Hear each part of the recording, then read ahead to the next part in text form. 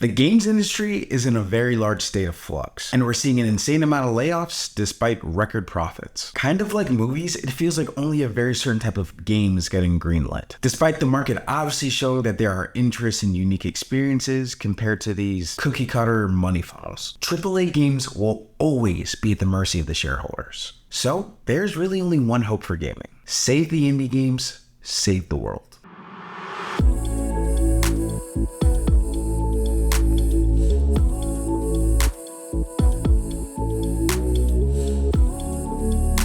Now, if you're watching this video, you're probably well aware of the need to support indie games, as that's most of what we do on this channel because I'm an indie game developer. But for those of you new here, make sure to like and subscribe and settle in for the ride. I guess we'll start from the top. Layoffs. I feel like every single week there's more and more news articles coming out about more game developers being laid off. And seemingly, it doesn't even matter whether or not the studio was successful or even if the game was near release. Despite being a creative industry, the creatives seemingly have no wiggle room whatsoever, unless you're creating the next live service microtransaction hell. Now, I'm not saying that these companies shouldn't be looking at their profits. No one is saying that. But I think this dev said it best when he said, "You say we make you proud when we make a good game.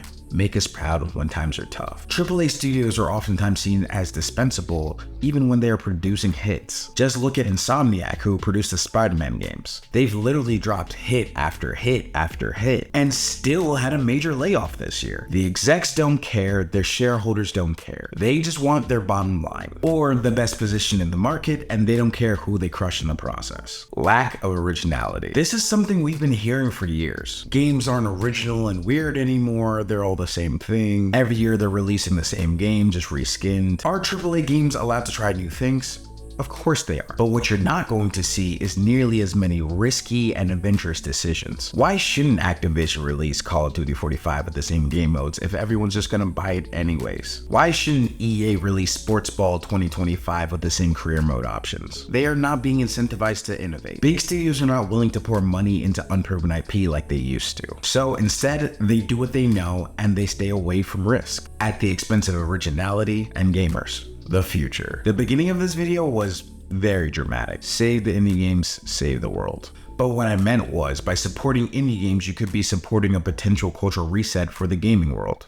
Very much in the same way when indie games first entered consoles, it changed the way that people digest games and really catapulted digital downloads. There's a reason Xbox 360 won that generation. Xbox Live Arcade was rich with indie games and people loved the unique experiences being offered to them. Now, I'm not saying by any means to not support AAA studios. Please do not get that confused. The industry has seen more than enough heartbreak already. What I'm saying is if you take the time to support an indie dev studio or two, it'll signal to the industry that we want actual change, that being experimental and innovative is a good thing.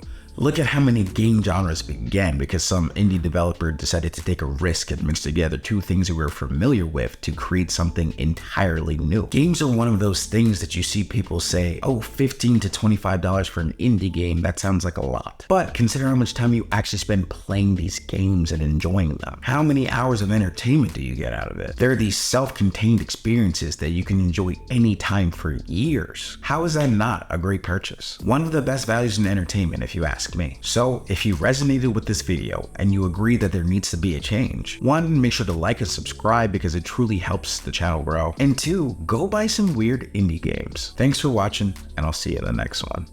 Also, Heroes was a great show that got fumbled way too hard. That's it. All right. Bye-bye.